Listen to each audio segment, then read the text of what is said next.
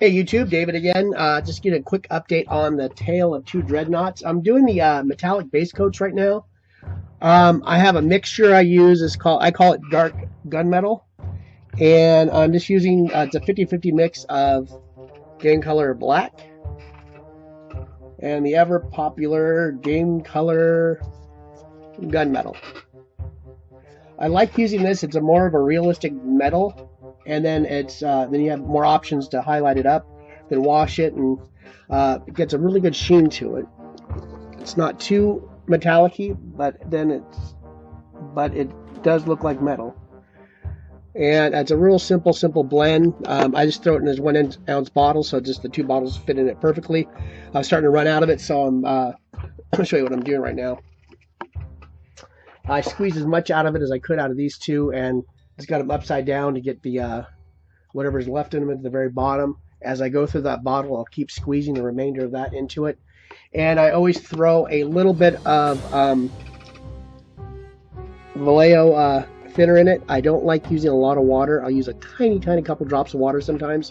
I'm just on one of these little cheap little GW pallets instead of using a wet pallet, because that moisture I just think kind of gets to it. It does work okay, but when I'm doing like a huge amount, I'll throw it in there, maybe almost 50%, maybe 40-50% of the thinner in there to really get it flowing, and a couple drops of water just for fun and excitement. So and you can see how it's turning out on this guy, and see the metallics are really good. There's a good contrast between that blue and all that, so I can go back in there with even the plain gunmetal eventually and thin that out to highlight those metallics to give them some to pop a little bit. And here's this guy. I've done a little hard highlighting on him. It's not really showing that much. Let's see if I can get over here. There's some glacier blue around the no, it's actually a mixture of that's Game Color Wolf Gray and Ultramarine Blue I'm doing a hard highlighting with. And I haven't done it on the Mark IV yet, just kind of experimenting with this guy.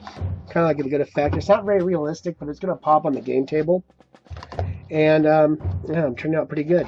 And after I get these metallics done, I'll probably go and start doing the golds, and maybe do like a tin bit or a bronze first. Get it nice and thinned out. Yeah, there you can see the highlighting on it there. It's kind of subtle because you have a lot of the the highlights I did on the Glacier Blue. I sprayed onto the panels, and then we're going to be doing some damage on these. So we'll do some more probably the mix of the highlighting color and fill that in with some dark flesh, or I have a mixture of black and charred brown to show the damage spots. Then maybe do a little metallics in there. I'm not really keen on that GW look. It doesn't look very realistic, but we'll see. Maybe do a little bit in there just to show some fresh damage on the thing. So that will be it for this update, and we'll see you in the next part. Hey, I'm back real quick. I'm still doing assembly line painting of all the metallics on the two dreadnoughts. I just want to give a little note. The way I thinned out that mixture of paint, especially when you have a lot of detail like this and you're trying to do it fast, it kind of gets in there like a wash, but you're going to have to come back and you're going to have to do a second coat because it is quite a thin paint, and metallics do have a tendency to be thick. You can see you're not careful and use it straight out of the pot or barely thinning it, and you're trying to get all those, especially in a lot of weapons, you have a lot of crevices and stuff like that. You're going to have problems with losing detail and clumping of the paint. I've seen a lot of bad painted models, especially when the metallics just look terrible, and then you can see that a lot of the details are obscured.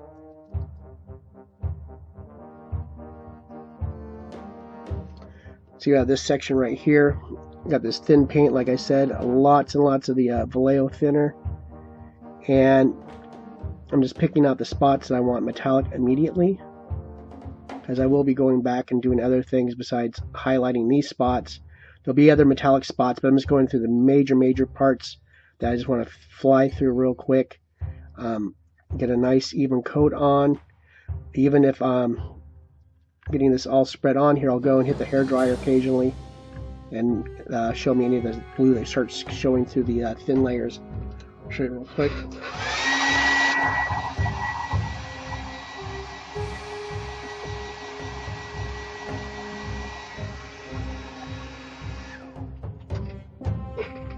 As you can see here, we still have some where the paint hasn't dried yet. We can still move that around and get a layer going.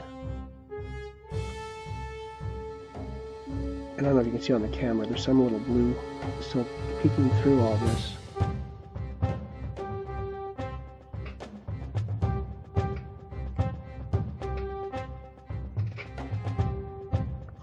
And what else can I do on here? Let me get to this ammo box. And like you have these little skulls and all this, and also gotta make sure my paint may be drying out a little bit too. No, it's good still. Let's throw some little more dilute thinner in there, and then maybe it's stirred up a little bit too because it separates a tiny bit. Not like when you're using water. See, my pigment still looks really good and solid. It's not like when you put a lot of water with a metallic paint, how awful that gets. We can see it's thin, and you can see the blue starting to peek through again. This is a good thing. You want you always thin your paints. You don't want to obscure the detail. It looks like crap. Trying to manipulate this, and my fingers are not getting the wet paint onto the. I'm gonna leave that as a bracket.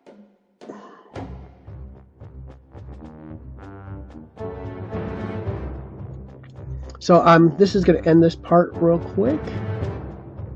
Just wanted to show you what I was doing, and I'm going to get through all this basic metallic stuff. Spot right there.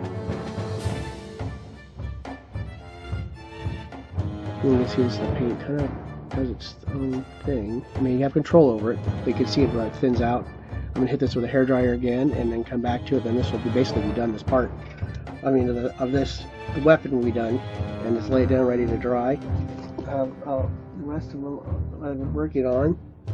The auto cannons. I got the other assault cannon. I got the weapons for the Mark IV flame cannon and the assault weapon he has. So that'll be it, and we'll see you in the next part.